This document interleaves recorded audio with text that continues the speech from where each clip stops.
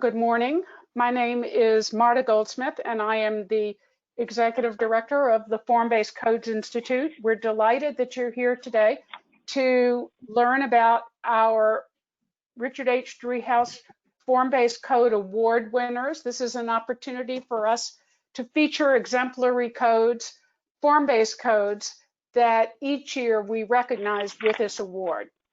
I want to acknowledge the Richard H. Driehaus Charitable Lead Trust, who for the last 12 years has underwritten these awards. Vicki? The Form-Based Codes Institute is a program of Smart Growth America. Smart Growth America envisions a country where no matter where you live or who you are, you can enjoy living in a place that's healthy, prosperous, and resilient.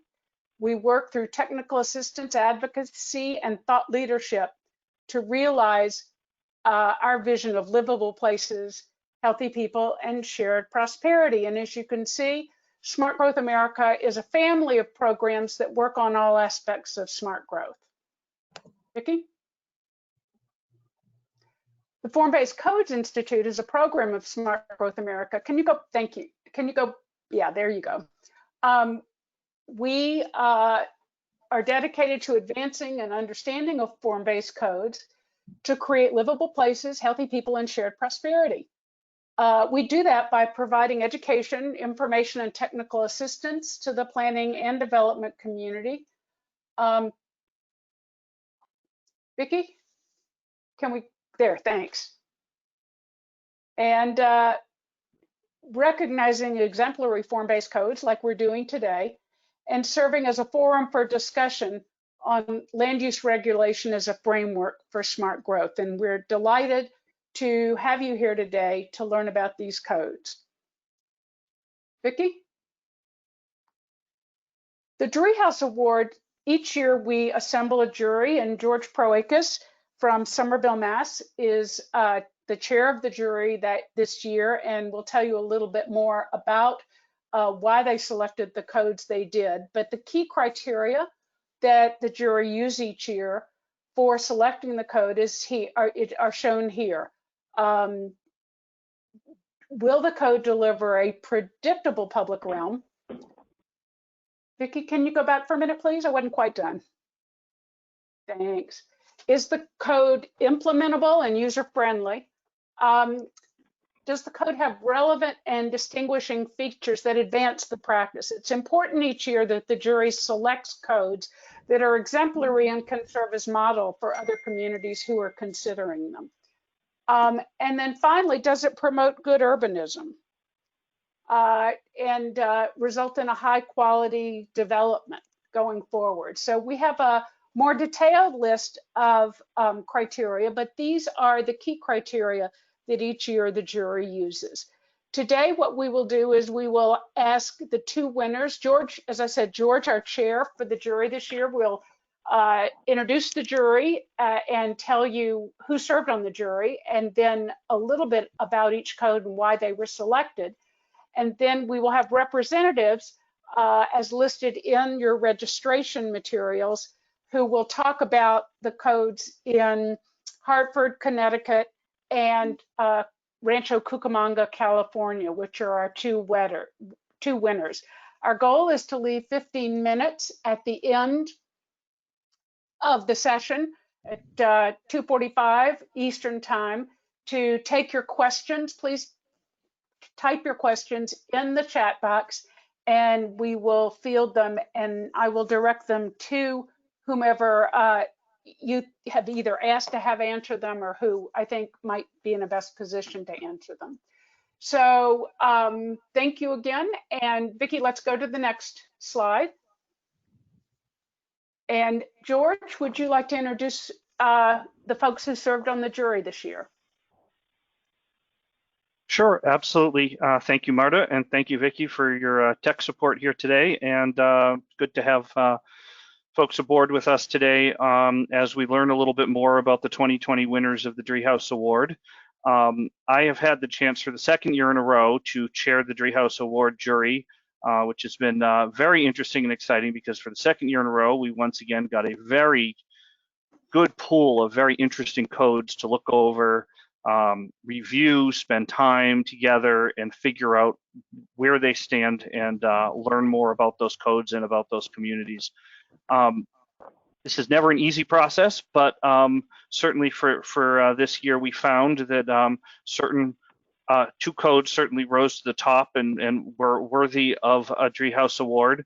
One of the traditions of the jury is the opportunity to spend a day together really digging through the codes, learning about them, finding out everything we can about what makes them the exemplary codes that they can be, and doing it with a jury that has a mix of background in public and private sector, in design and planning, in development. This year we once again had a great team. The only thing that was a little different this year is we weren't able to meet in person and do this over eating a nice lunch and dinner together, but instead had to do it over Zoom calls. But nonetheless, that's the nature of the world we're in right now. But I was very happy to have with me, so my background in public sector in Somerville, Massachusetts, where I'm Director of Planning and Development, had with me Keith Covington, from Common Ground Urban Design, Annika Elibert-Sanchez, who is principal at her own organization, who had worked in the past with Miami on their code, Peter Park, who was involved in the Denver code and now does consulting work on a number of large codes across the country, and John Anderson, who is doing a lot of development work on his own and working with the Incremental Development Alliance these days on helping small-scale developers get started. So we had an interesting opportunity to pull together and learn about these codes. Go to the next slide, thanks. There you go. So two winners to highlight.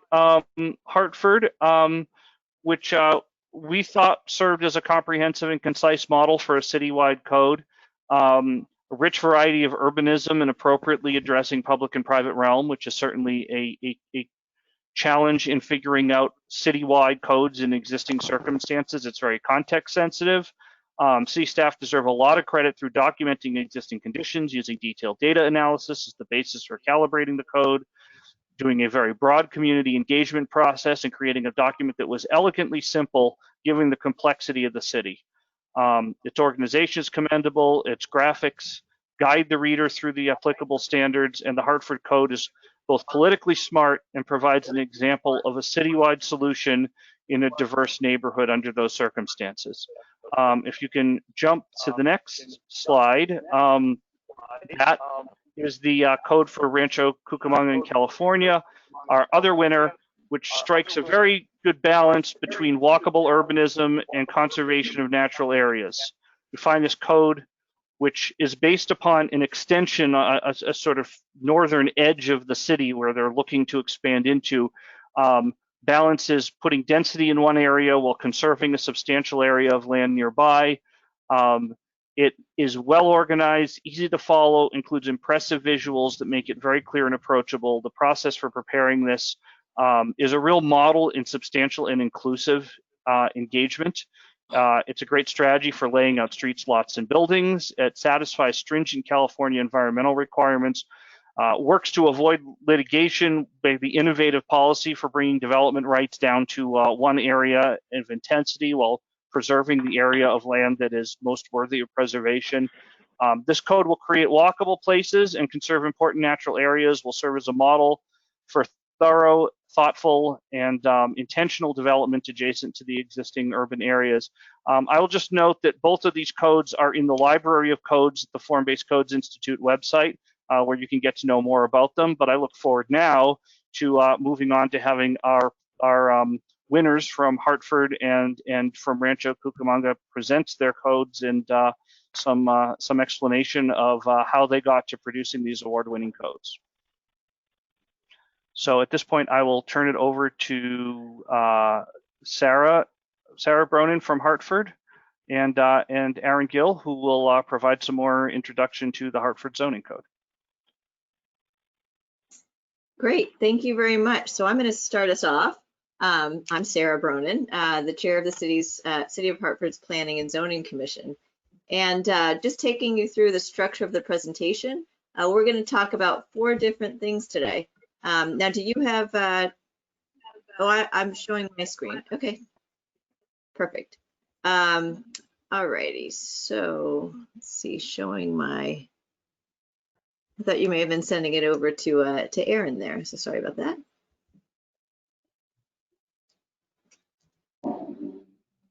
All right, you see me now? There you go.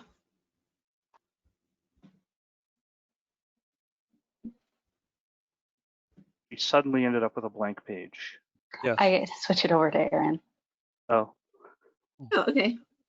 oh, Aaron, you're doing screen share. Okay, There you go. Great. Thanks. okay, thank you. All right, so our 4 areas are that we're going to talk about today. We're going to talk about how Hartford is a typical city. It's a city of a typical size. When you look at across the country, it's 125,000 people. Aaron's going to talk about that. We're going to talk about the adoption process and some of the elements of the plan, so the content of the plan, and then that'll be me, and Aaron will circle around to talk about results. So with that, I'll introduce you to our distinguished Vice Chair of the Commission, Aaron Gill.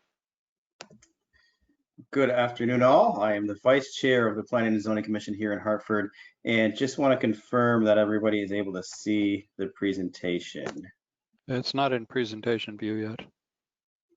Yep. There we go. There you go. You're perfect Great. now. All right, thank you very much.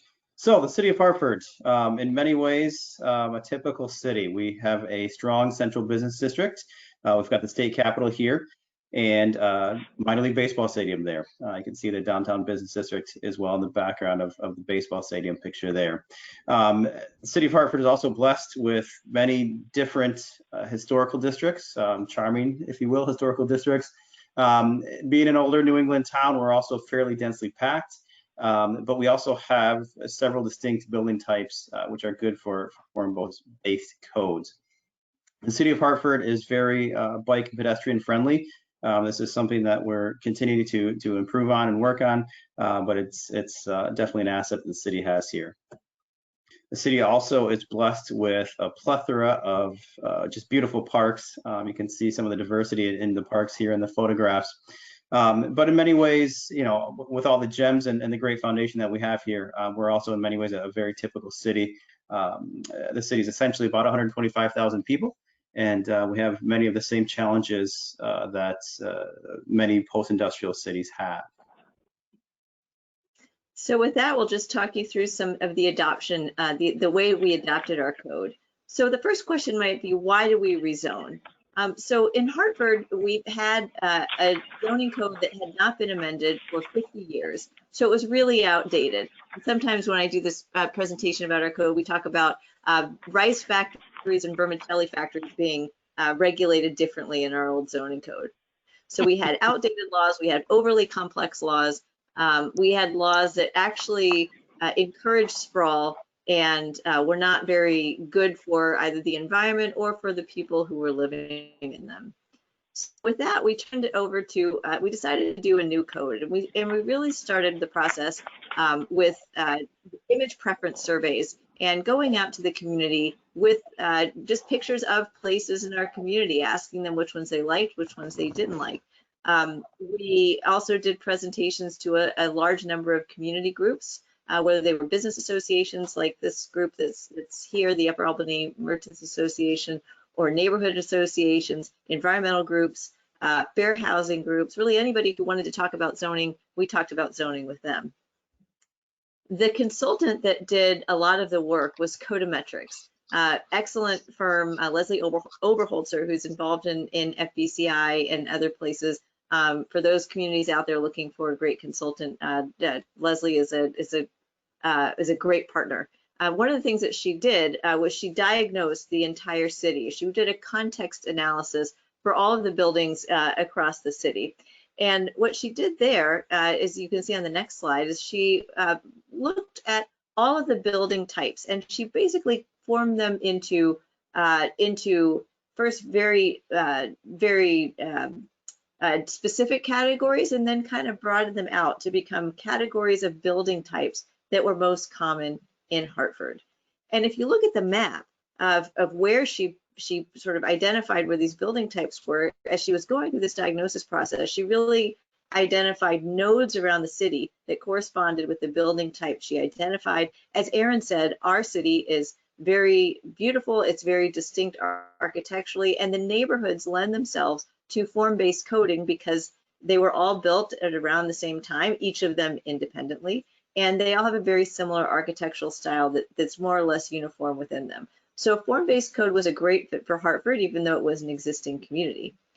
And because of that, we sailed through the form-based code adoption process.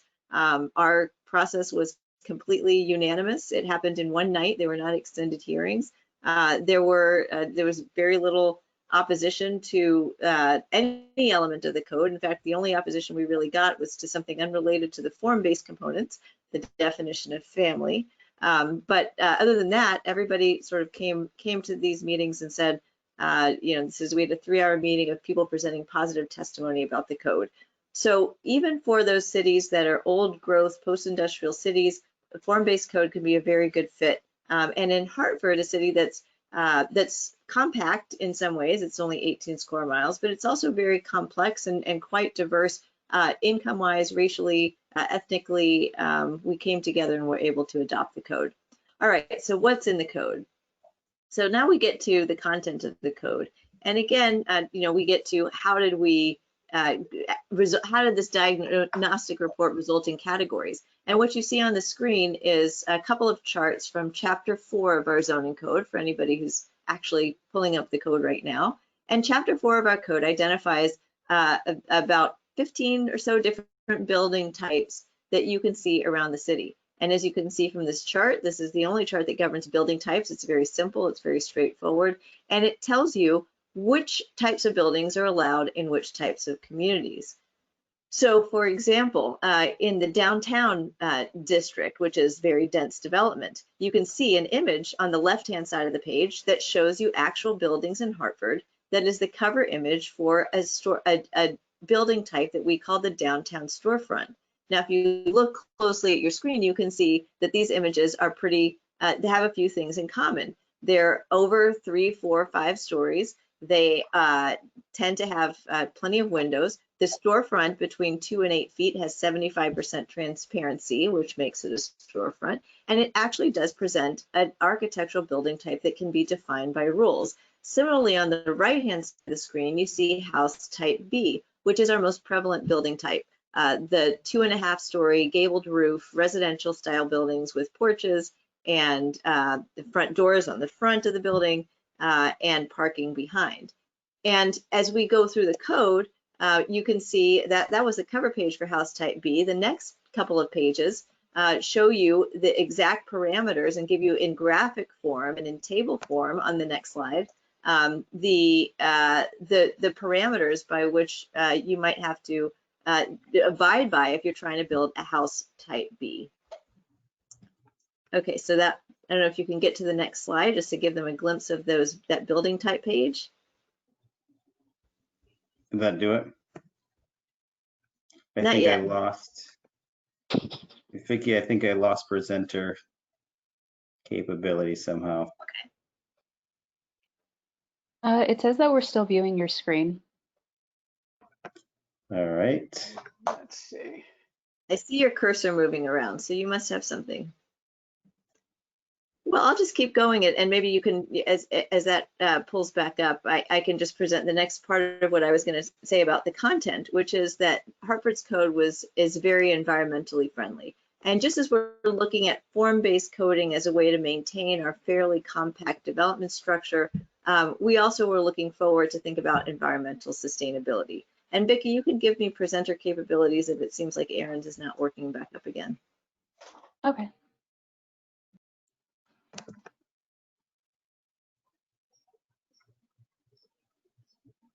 Great, I'm not seeing it yet, but. I'm back. Okay, I'm gonna have it up on my screen, so I'm just gonna go ahead and show it for now. Okay, so hopefully you can see that.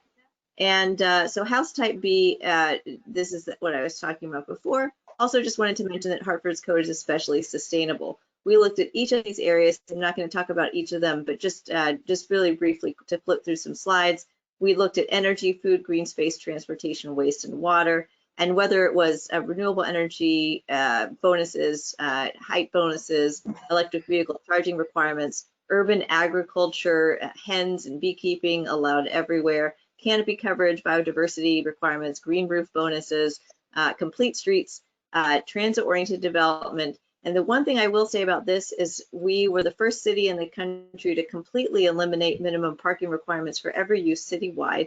And we were very proud of that. We got some national attention for that.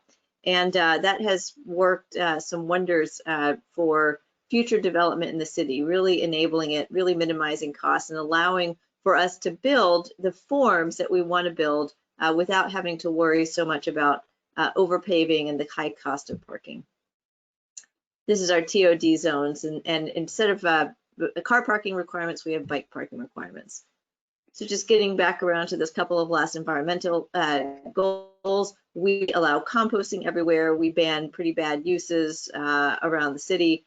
In addition, we provide for water by working on green infrastructure in a variety of ways, including through stormwater management requirements, as well as impact fees. Have a Connecticut River overlay, which helps to create buffers along the water.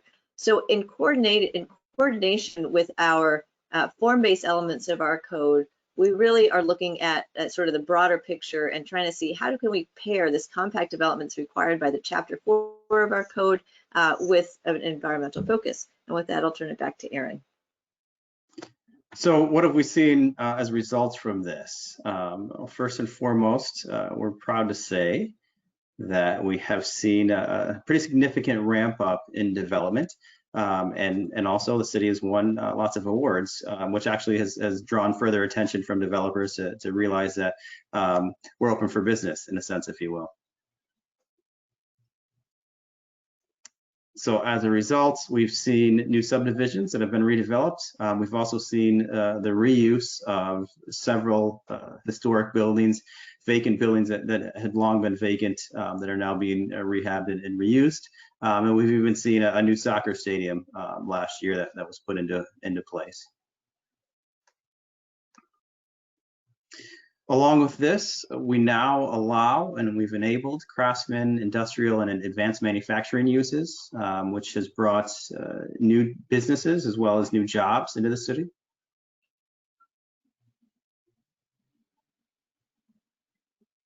And out of the zoning code, we've also developed a climate action plan, which in itself has won several state and national awards.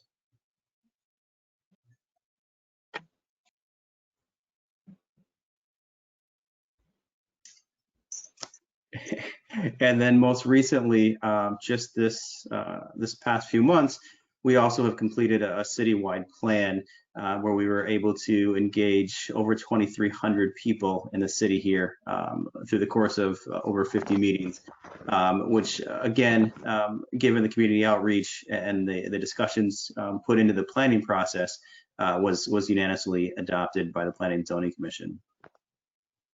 So here are some examples of some of the many community meetings that we had. Yes, and I spot you in the background of one of those photos.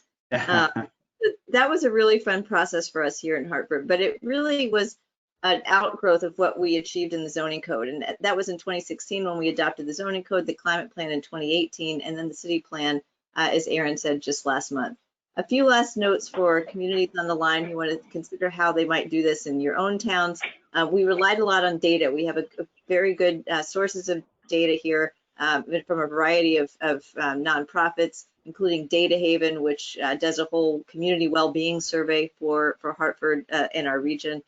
We also embrace diversity. So Hartford, as I said, is a very diverse city already. It's only 15% white, non-Hispanic. But we also just really try to get voices into all of these processes that really hadn't been spoken to before. We had a lot of partnerships. So when we were building each of these codes and plans, we really went to large institutions, small institutions, artists, small business owners, students, and we really tried to work with a variety of people and institutions to try to get our ideas across and hopefully now continue to implement them. And then finally, volunteers. So of course, our planning commission Planning and Zoning Commission is volunteer. But we're a little bit different. than most states in that the state of Connecticut allows for planning and zoning commissions to maintain some of their, to maintain the complete authority over zoning. So I think that it was said that our code was politically smart. Well, we were also politically smart by avoiding the politicians in a way. And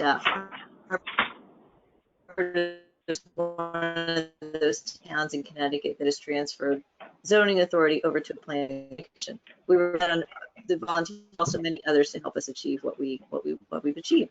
So with that, we'll just say thank you. Here's a picture of all of us on the Planning and Zoning Commission and our staff. There's my Twitter handle, and with that, I'll turn it back over to Vicki. So Sarah and Aaron, thank you very much for that overview of the Hartford Code. And we'll now turn to David Sargent and Matt Burris to tell us about the Etowah Heights Code.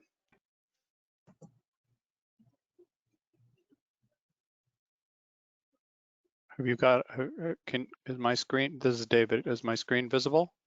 Yes, it David, is. we've got your screen, but turn your camera on and we can see you as well, if that's okay. Ah, I knew that. Thank you. Sure. And Matt will start, and then I will take over in a minute. Matt? All right, let's jump in. Thank you. We're quite honored to be here today, and we're so excited to hear that we had won this award. So just to take a few seconds to orient you, Ranch Cucamonga is probably a little less well known than Hartford, Connecticut. We are about 35 miles east of Los Angeles. We're a city of about 45 square miles, 179,000 residents, and we're the place back in the day. Oh gosh, what was his name? You know, on the Red Line, and Cucamonga. You can also see Cucamonga in a number of Bugs Bunny films.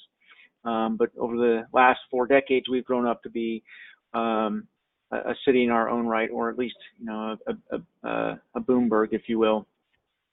So we've got here Etowah Heights plan, and this current version of the plan, if you had its genesis in some efforts around 2005, where the San Bernardino County Flood Control District realized that they had 1,200 acres that they no longer needed for spreading grounds. There was a former gravel mine on the site that had been shut down, and they were looking to dispose of the property.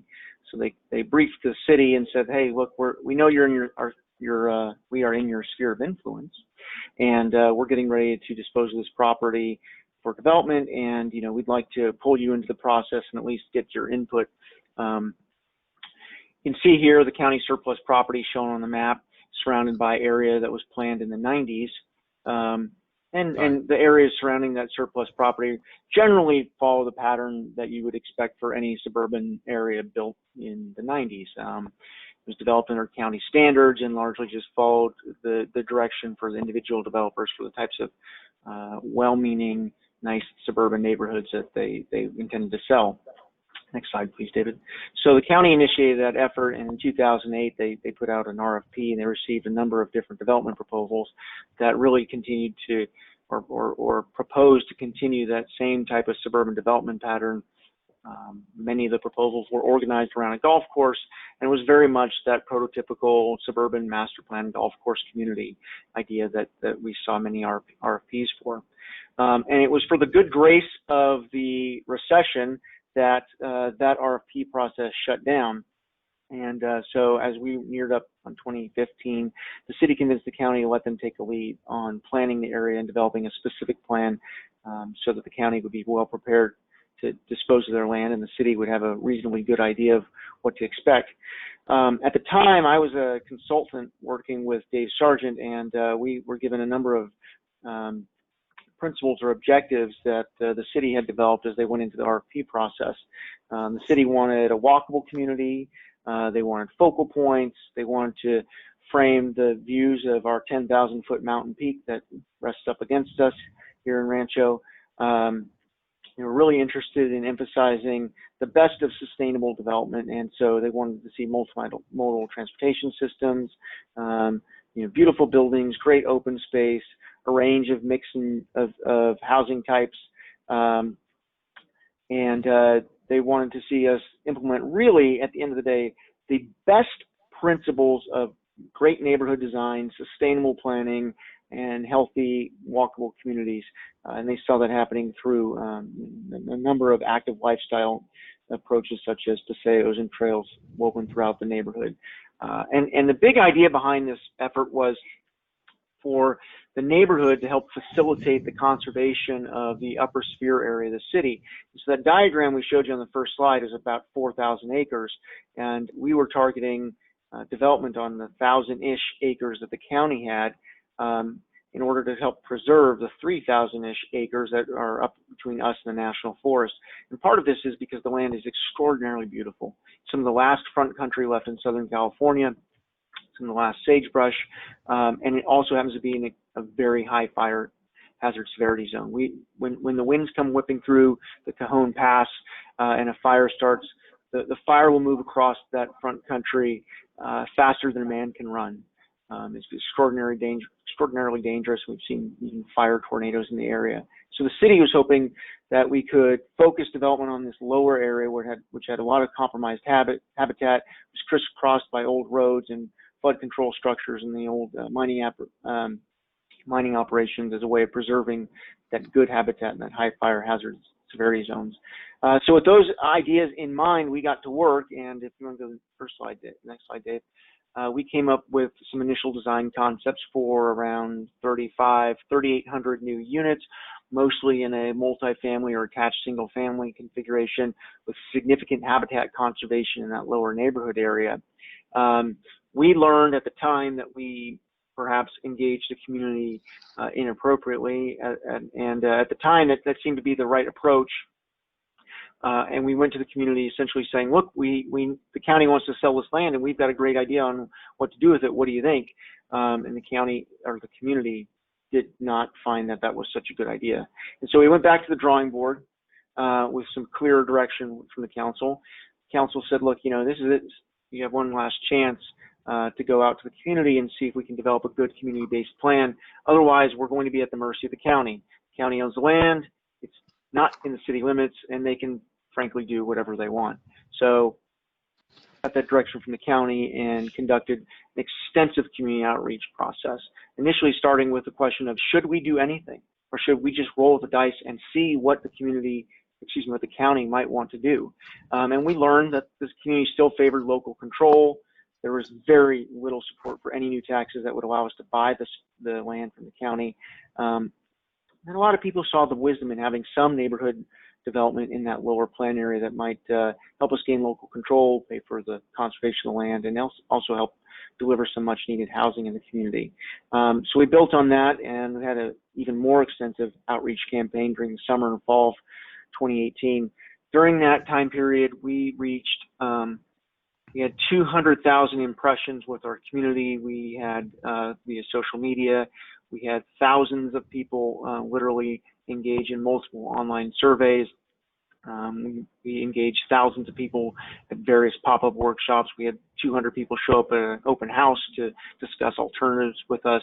And we also moved from an effort that was conventionally focused on the areas around the neighborhood to recognizing that such a big project had community-wide implications, and really we needed a complete community-based approach in order to get a complete idea of what the community might want.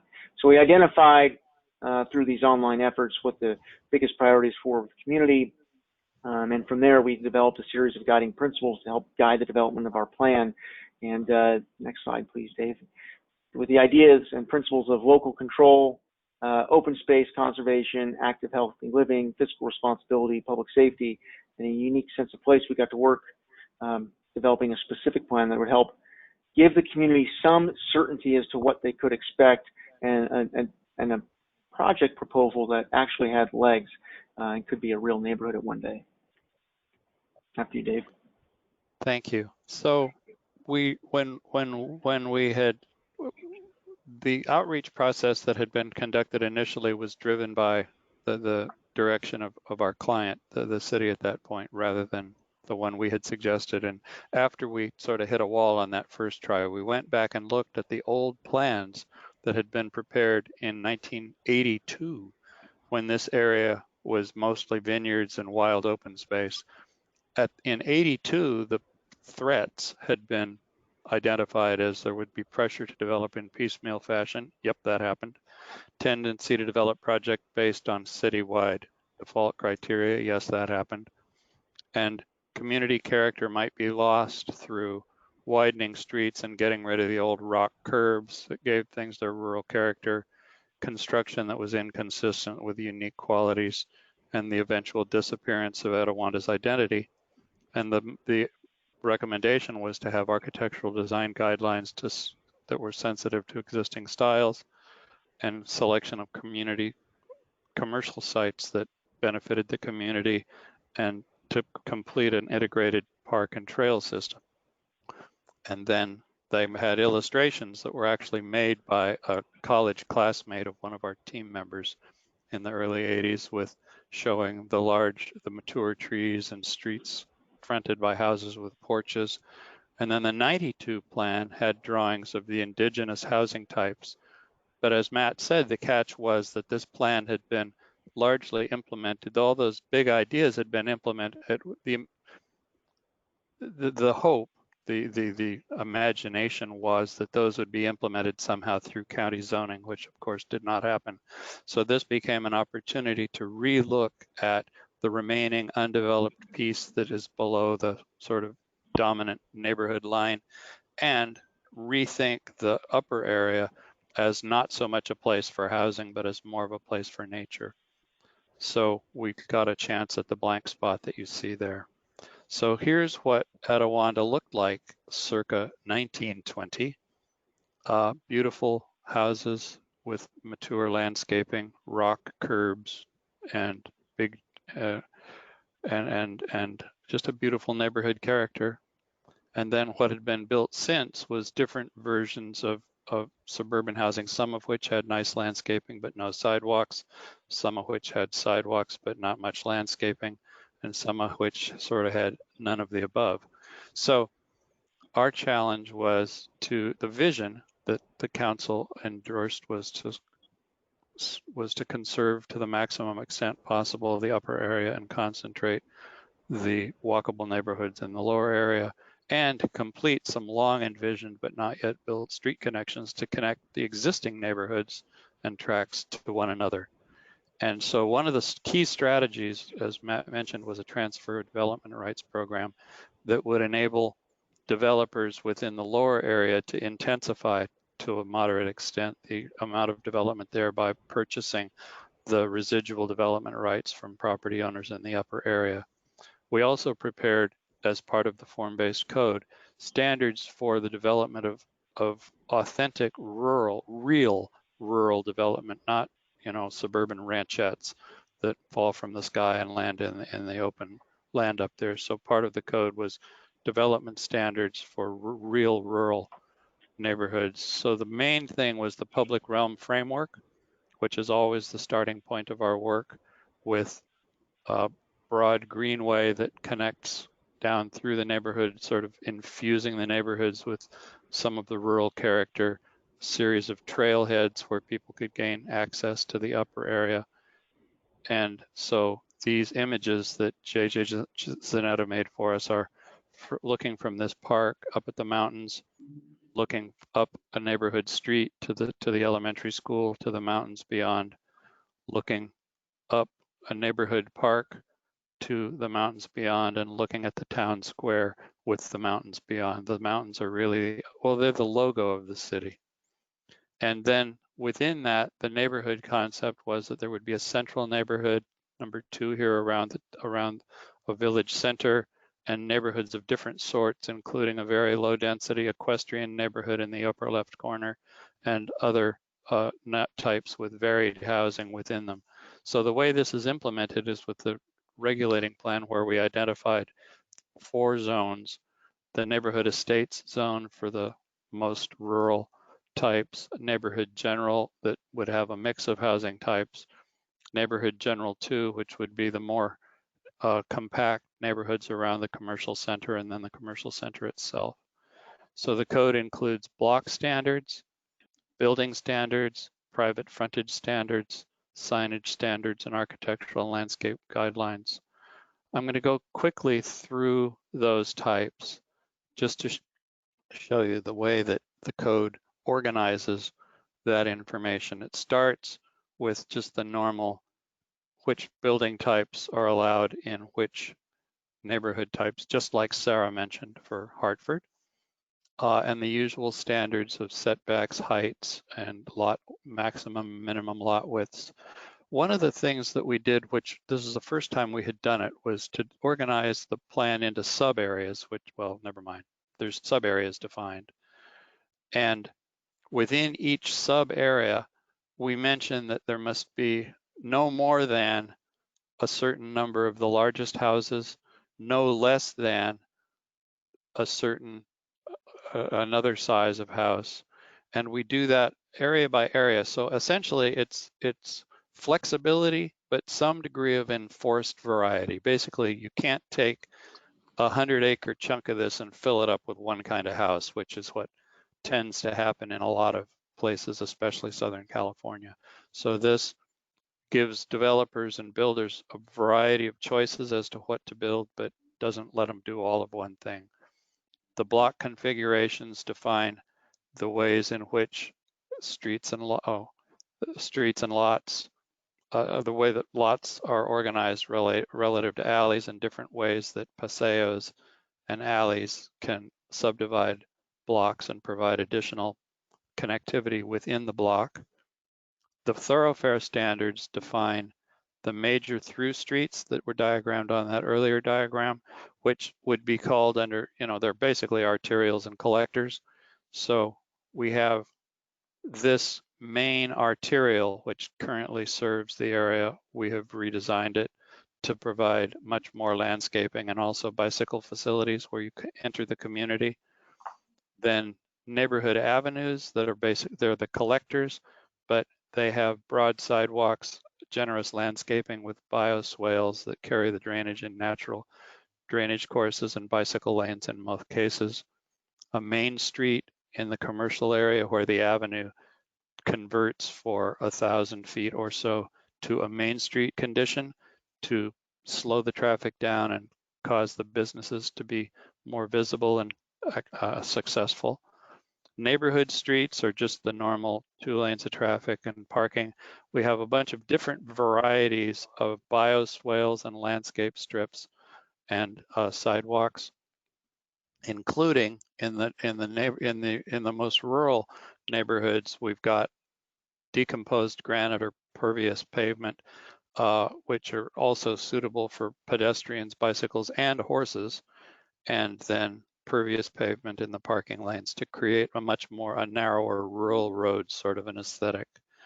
And then we've got edge drives where the drives front the open spaces at the edges instead of having the back fences of houses facing them, and then a variety of service lanes and alleys, and also paseos in the commercial area to provide additional pedestrian connectivity, generally just between parking lots and the shops, and then rose walks that provide basically little carless streets in some of the neighborhoods.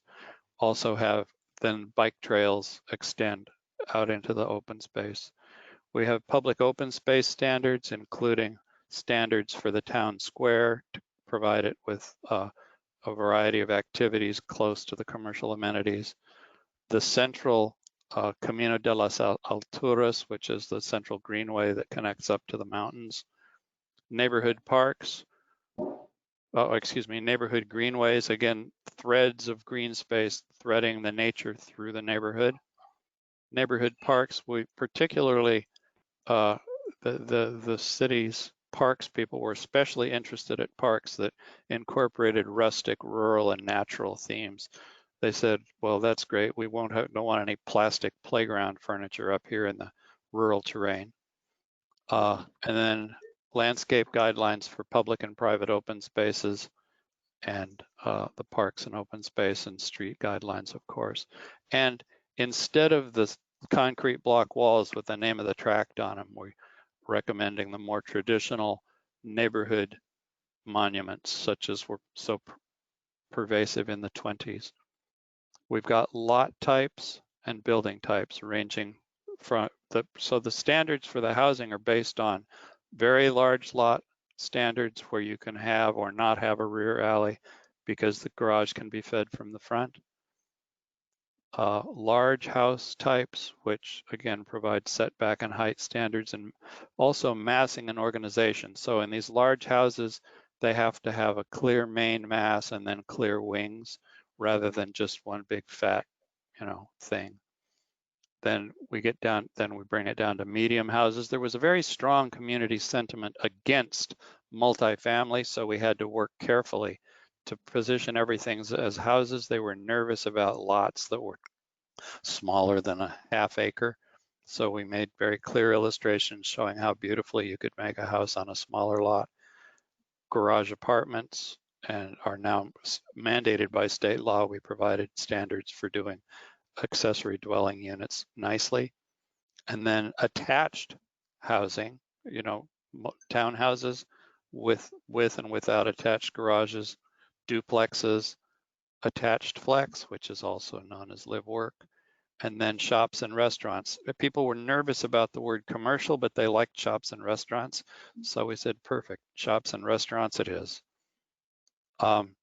We made the frontage standards very simple. We rather than a lot of the more common sort of new urban jargon, we just said, well, you've got big front yards, and we provided standards for how they can be organized on flat sites and hilly sites. You've got smaller front yards that still provide a degree of buffer and privacy from the sidewalk to the dwelling through horizontal and vertical displacement. Shop front standards for successful retail, including standards for signage of different sorts to enhance the unique and village sort of scale and character.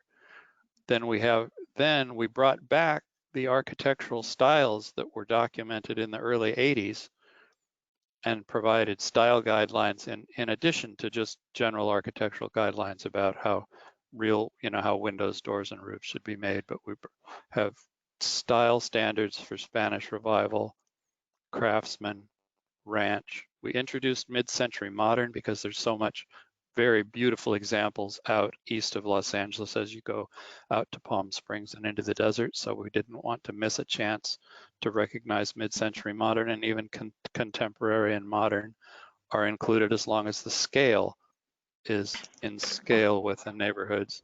And we added also what we started doing a few years ago in some guidelines for a historic neighborhood in Kansas City. Dave, Documenting. If you could wrap up, that would be great. Yeah, this is it. We're there. Documenting architectural aberrations. So in addition to saying do this, do this, do this, we add and don't do this. That is Great. all. Great, thank you very much. Of course. Two very, very different codes, but both, I think, very exciting. So the first question I would ask each of you is, and we'll start with Hartford. So what's changed since you've adopted the code? Sarah and then Aaron, give us a sense of what's changed in Hartford since you've adopted the code. Well, I think in general, there's just a sense of excitement about what is possible here. There's interest in development. We've seen a ton of interest from real estate developers. And in fact, we've seen projects that were built as a result. And so I think what has changed is that there's a new thinking about Hartford and place of vibrancy. And I think we've been very clear. We're all ambassadors on the Planning and Zoning Commission for our code and our approach, which is we want development, but we want it in an environmentally sustainable way, and we want it in a way that's compatible with our neighborhoods.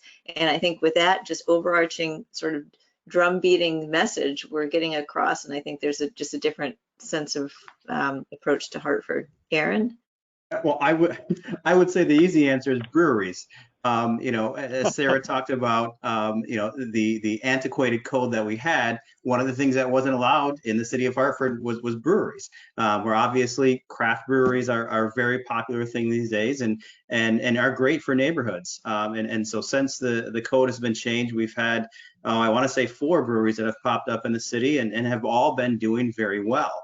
So you see new vibrancy in these areas. You see, the additional jobs they've provided and the tax revenue for the city. Not to mention just creating an area that's more livable and more options for those of us here in the city. So, that's a very specific example, but I think there are a variety of things that have popped up that are expected for city living these days that per our previous code, you just couldn't get away with in a sense here in Hartford. I think they've called it Right. beer-oriented development. There you go. Perfect. Beer-oriented development. I'm Bod. sure that plays well in Hartford. Matt and then David, what's changed in Rancho Cucamonga since you adopted the code? Well, we're still working on implementing the specific plan. We're going through the annexation process right now. So not a whole lot has happened on the property that is directly affected by the code.